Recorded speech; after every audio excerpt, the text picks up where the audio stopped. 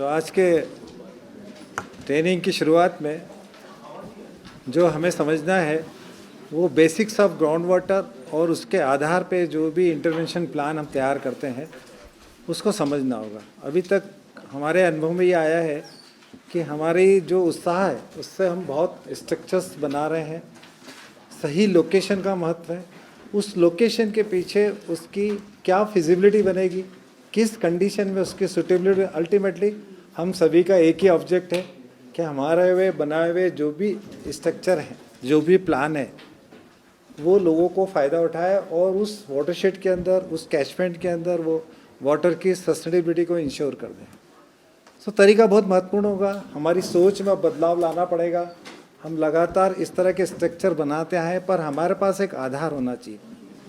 जो भी intervention plan हम करना चाहते हैं तो उस इंटरवेंशन प्लान की जो सिग्निफिकेंट जो स्टेप होगी हमारे प्लानिंग के लिए, तो हमारा ऑब्जेक्ट बहुत क्लियर है कि हम उस स्ट्रक्चर के माध्यम से रिचार्ज की इन स्थितियों का निर्माण कर लें कि वाटर की सैचुरेशन बने और उसका सस्टेनेबिलिटी बढ़े। तो मेरा ऑब्जेक्ट जो होगा कि ग्राउंड वाटर को मैं इस तरह से समझूं कि जो भी स्ट्रक्चर का मैं प्लान कर रहा हूं उस स्ट्रक्चर्स के अंदर उस सस्टेनेबिलिटी को इंश्योर हो। तो मैं हमारे यहाँ कोई भी प्लानिंग में, एडमिनिस्ट्रेटिव प्लानिंग के अंदर जो ब्लॉक्स की जो संरचना है उस ब्लॉक्स में एक जनरल इंट्रोडक्शन है कि इतने मध्य प्रदेश के 3,08,245 स्क्वायर किलोमीटर के करीब वहाँ पर 310 ब्लॉक्स हैं।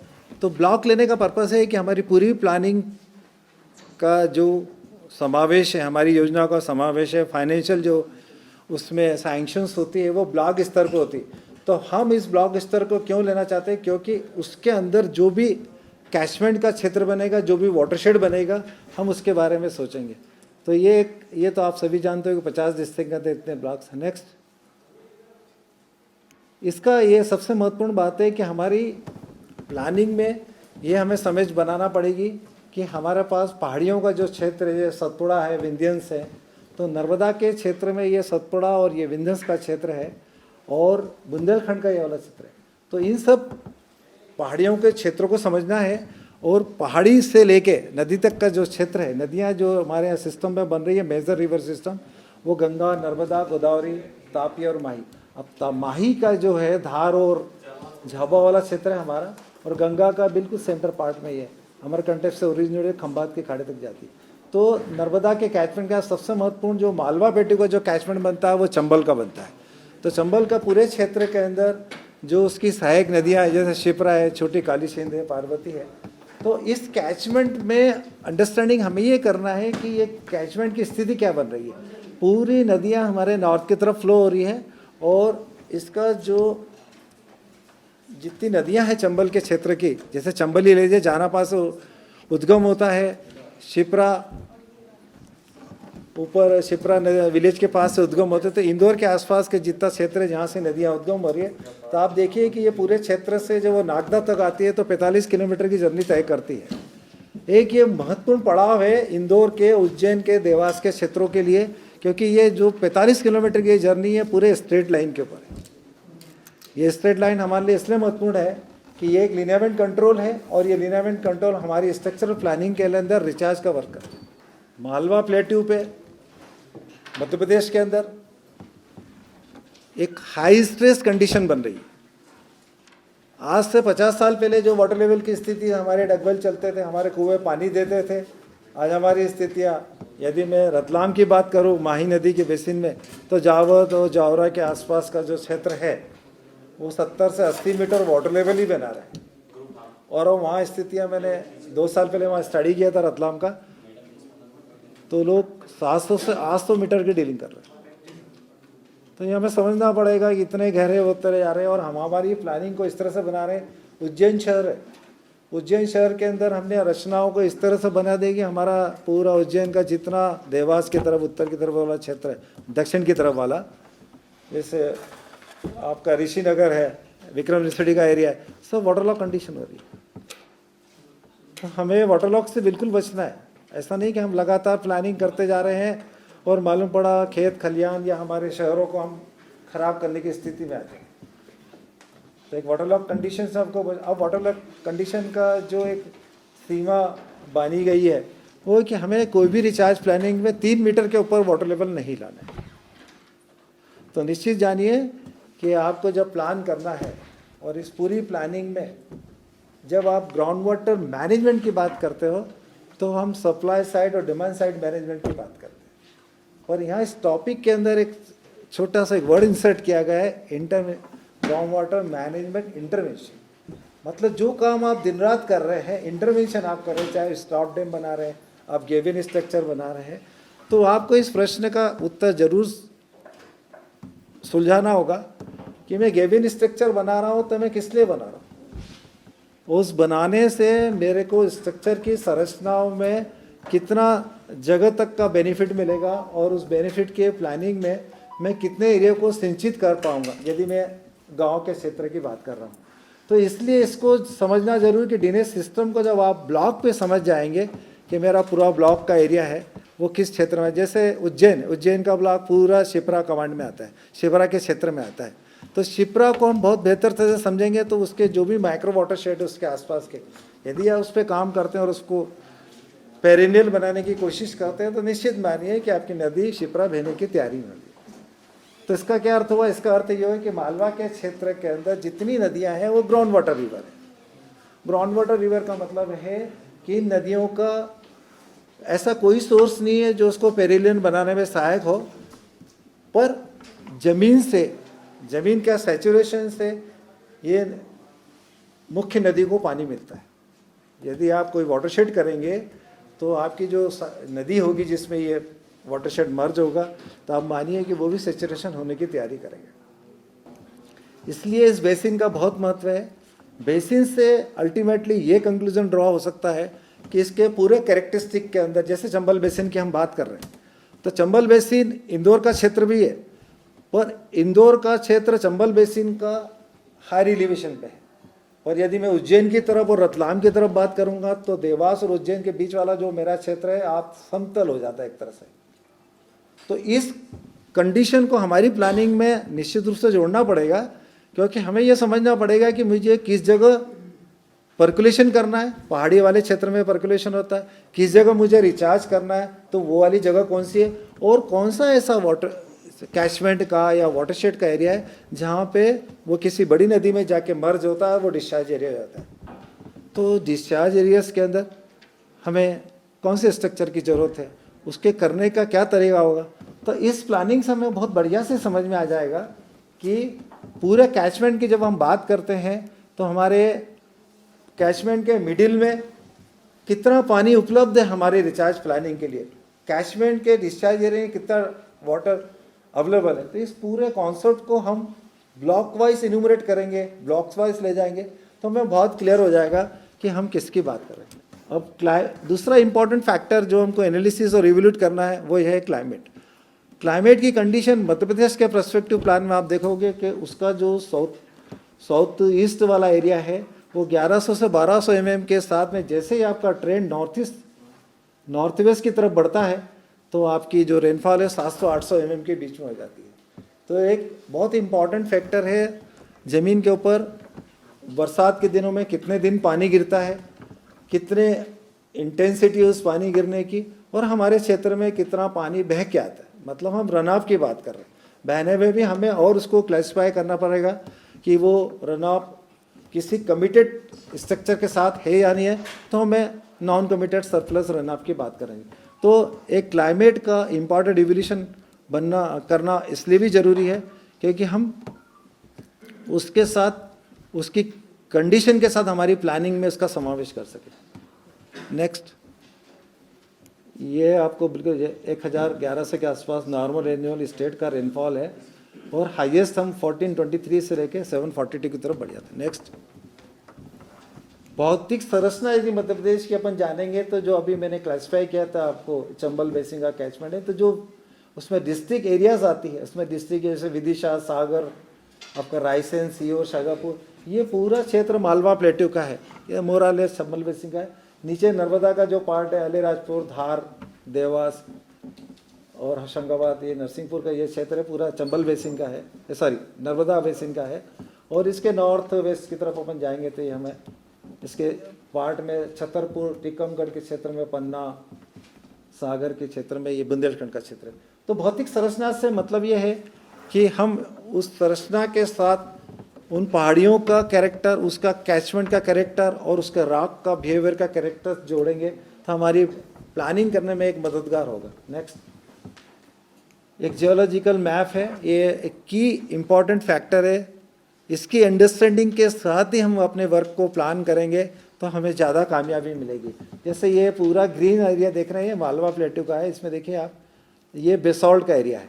इसके कुछ पार्ट में छिंदवाड़ा में बेसॉल्ट है, और फिर आप ग्रेनाइट्स का एरिया देखिए, ये जो बुंदेलखंड का पार्ट है, कुछ आपको छिंदवाड़ा के एरिया मिलेगा, और नर्मदा के कुछ हिस्से के अंदर एल्बम डिपॉजिट है, कुछ हिस्से में हमारे पास, और अलीराजपुर की तरफ हमें मेटामॉर्फिक्स मिलता है जो रॉक में। तो इस तरह के डिफरेंट रॉक टाइप्स के ऊपर हमें ये विचार बनाना पड़ेगा कि उसकी जो कैरेक्टरिस्टिक्स है वो हमारे इंटरवेंशन प्लान में कंट्रीब्यूट करती है। तो वो कैरेक्टरिस्टिक क्या है ये हमें समझना पड़ेगा।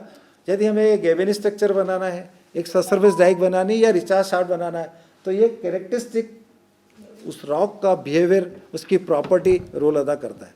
तो इसको, ये प्रेजेंटेशन का मतलब है कि हम ओवरऑल सीनों के तरह समझ ले कि हमारा जैसे मालवा प्लेटू हम बात कर रहे हैं तो ये पूरा क्षेत्र बेसाल्ट का है।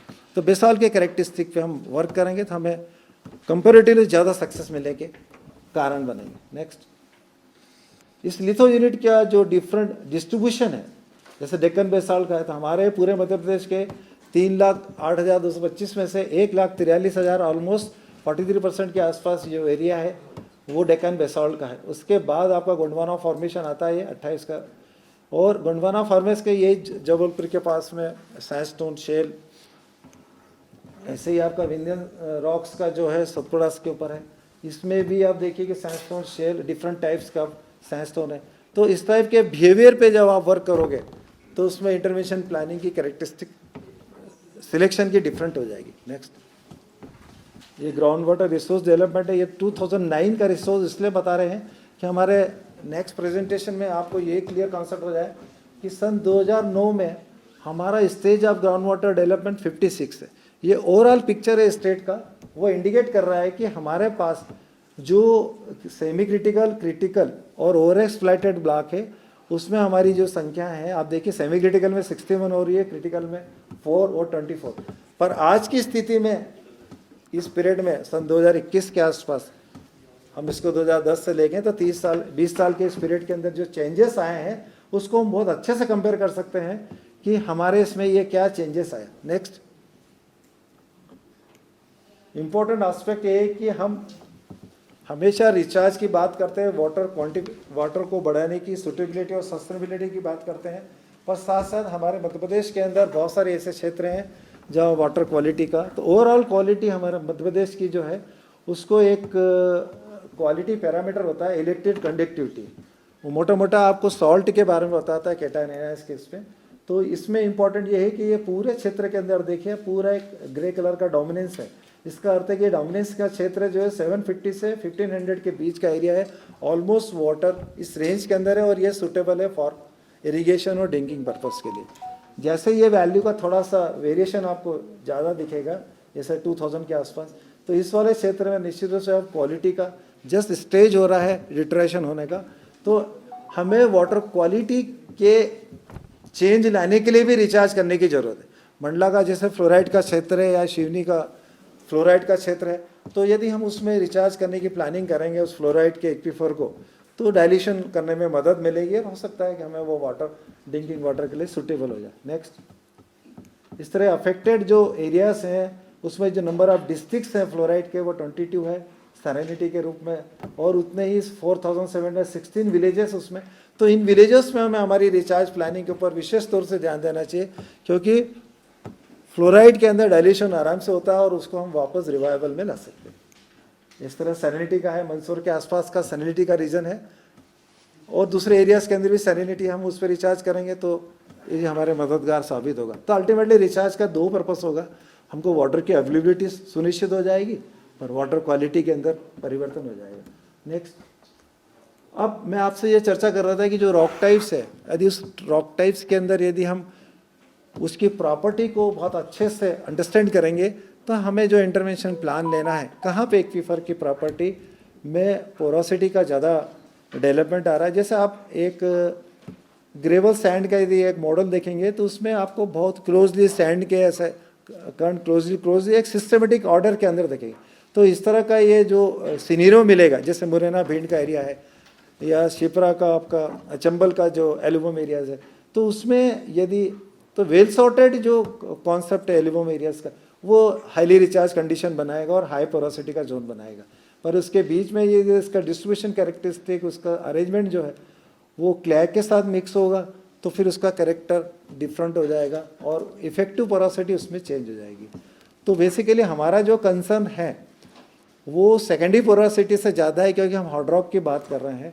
तो फर्स्ट प्राइमरी पोरोसिटी में जो कुछ हमें समझना है, जो अरेंजमेंट से गेन के वो समझना है, और उसमें जो सार्टिंग हुई है, किस अरेंजमेंट में किस तरह सार्टिंग हुआ है, ये डायग्राम से बहुत ही क्लियर कट समझ में आ रहा होगा। अब यदि हम सेकेंडरी पोरोसिटी की बात करें तो हमें 3 इंपॉर्टेंट पॉइंट बहुत अच्छे से समझना पड़ेगी, और ये हमारी प्लानिंग का मुख्य आधार बनेगा कि हमें वेदरिंग को समझना पड़ेगा कि हमें कोपरा पत्थर कितना मिल रहा है चट्टानों के अंदर, हार्ड रॉक के अंदर। अभी जो हमने एक्सप्लेन किया है वो मध्य प्रदेश के सिनेरियो को रख के एक्सप्लेन किया है कि मध्य प्रदेश के जितने ब्लॉक्स हैं, ब्लॉक हमारा एक एडमिनिस्ट्रेटिव यूनिट है और उसके अंदर क्या कैचमेंट का क्षेत्र बन रहा है, चाहे वो किसी भी बेसिन का हो, चंबल बेसिन का हो, जो नदी का हो सकता है। उसके बाद उसमें ये वर्कआउट करने की कोशिश करी है कि वो जो भी क्षेत्र है उसमें जो रॉक टाइप्स आ रहा है, क्योंकि ज़्यादातर मध्य प्रदेश का जो क्षेत्र है वो आप देखिए कि 2 महत्वपूर्ण प्रॉपर्टी है उस हार्ड रॉक की। उसमें एक प्रॉपर्टी का नाम है पोरोसिटी और दूसरा नाम है परमेबिलिटी। तो पोरोसिटी का मतलब है कि जो भी रिचार्ज की कंडीशन की हम प्लानिंग कर रहे हैं, जो भी इंटरवेंशन की सोच बना रहे हैं, उसके अंदर जो भी उसका जो जगह खाली होगी, मतलब जो वाइड होगा उस पोर का, उसके टोटल मास का जो रेशो होता है उसको पोरोसिटी बोलते हैं। तो हमारे लिए जो महत्वपूर्ण पोरोसिटी है वो है सेकेंडरी पोरोसिटी, क्योंकि हम जब पूरे हार्ड रॉक की बात करते हैं तो सेकेंडरी पोरोसिटी का मतलब ये कि जो हमको कोपरा पत्थर मिलता है जो वेदर्ड होता है, एक तो वो हमारे लिए हो गया महत्वपूर्ण सेकेंडरी पोरोसिटी में। दूसरा हमारे पास जो जॉइंट्स हैं, जॉइंट्स के पैटर्न हैं और फ्रैक्चर्स है, तो उसमें ये जॉइंटिंग वाला जो पार्ट है, और साथ साथ देखिए आप वो धार के अंदर जीराबाद का लाइमस्टोन का एरिया है, बाग बेड है, तो वहाँ पे इस तरह की सॉल्यूशन कैविटीज़ मिलती है, ये भी सेकेंडरी पोरोसिटी का हिस्सा होता है।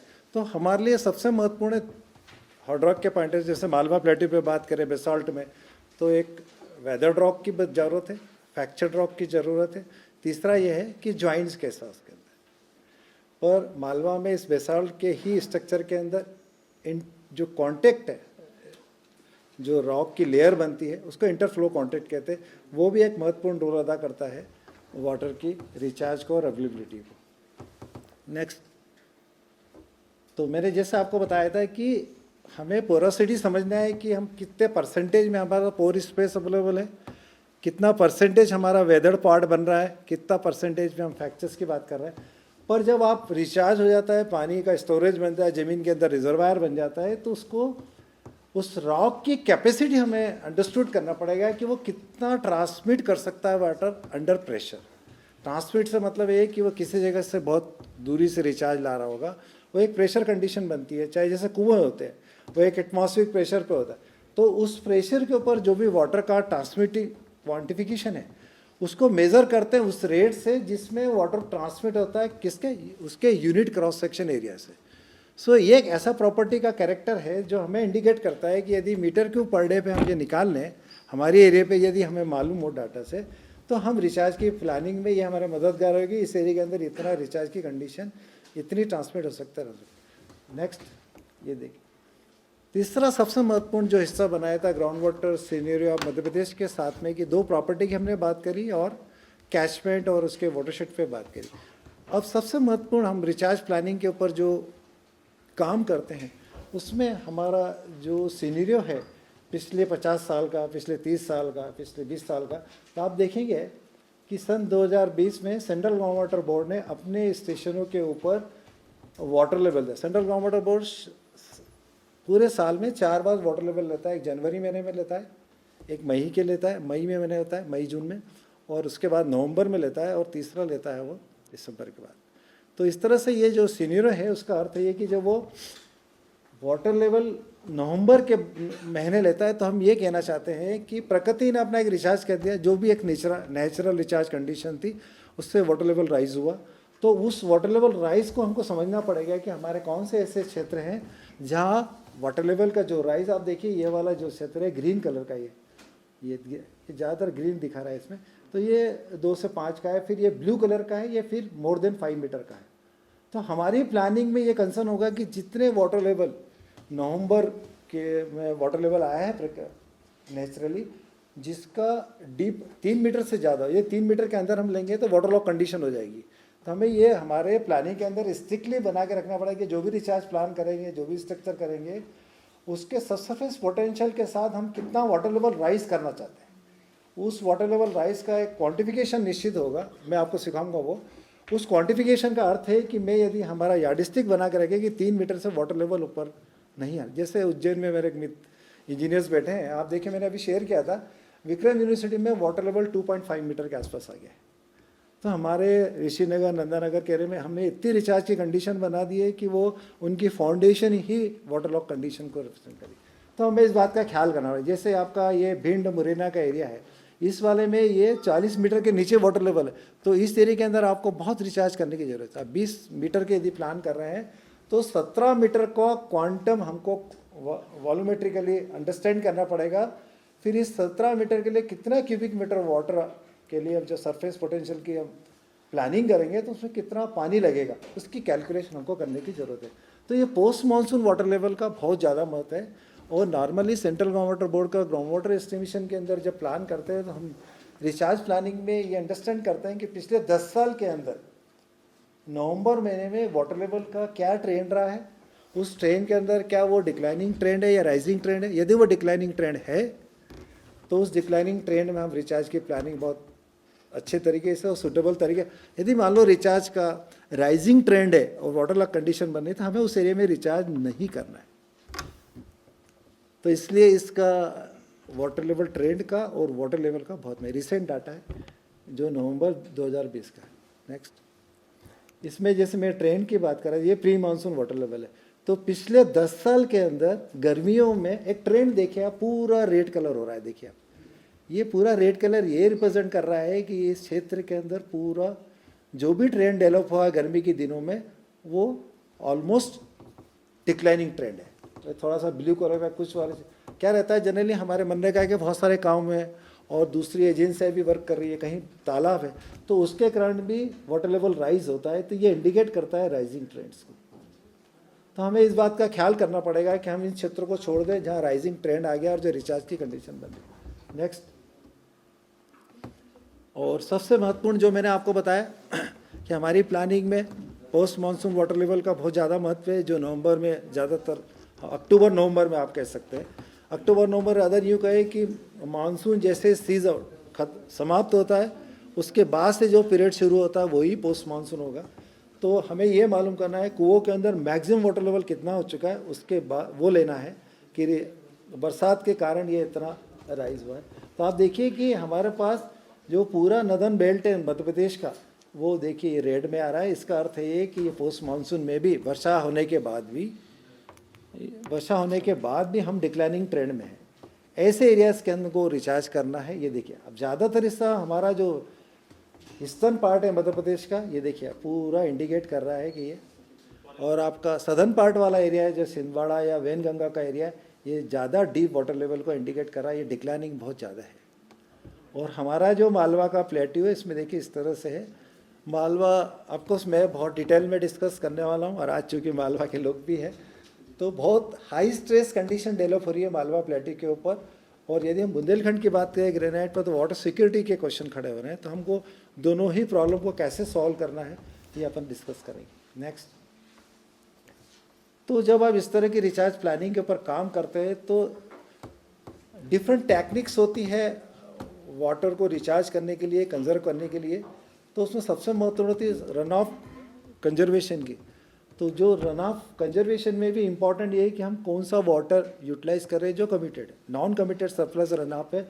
आप देखिए कि हम कौन सी रन ऑफ आगमेंटेशन की स्ट्रक्चर बना सकते हैं, कहाँ हमारे बेसिन के ऊपर रिचार्ज बना सकते हैं। तो ये पूरा इस बात पे निर्भर करेगा कि वहाँ पे जो भी वाटर बेरिंग जोन है, जो भी एक्वीफर्स बन रहे हैं, उसकी कंडीशन है। तो ज़्यादातर हमारे टारगेट के अंदर जो भी हम रिलेशनशिप एस्टेब्लिश करना चाहते हैं किसी भी रिचार्ज प्लानिंग के लिए, तो हमें ये निश्चित रूप से ये मान के चलना पड़ेगा कि हमारी जो भी कुओं के अंदर मिलने वाले जो एक्वीफर्स हैं वो उसमें पानी की उपलब्धता सुनिश्चित हो जाए। इसका अर्थ है कि हम हमारे क्षेत्र के अंदर जितने भी कुएँ हैं उनकी वापसी हो जाए। ये सबसे महत्वपूर्ण है किसी भी रिचार्ज प्लानिंग के लिए। यदि कुओं की वापसी हो जाएगी तो हम मान के चलिए कि क्षेत्र के अंदर सैचुरेशन की कंडीशन आएगी और ज़मीन के नीचे वाले भाग में जहाँ फ्रैक्चर्स और जॉइंट्स मिल रहे हैं गहराई के अंदर 40 मीटर 100 मीटर के अंदर, तो वो एक रिचार्ज की कंडीशन को बनाएगी। तो इस तरह का एक मॉडल है जो इंडिकेट कर रहा है कि जब पानी का आप रिचार्ज करेंगे तो वो नीचे से लेकर ऊपर तक ये पूरे रिचार्ज कंडीशन को बनाएगा और उसके लिए सुटेबल स्ट्रक्चर की जरूरत होगी।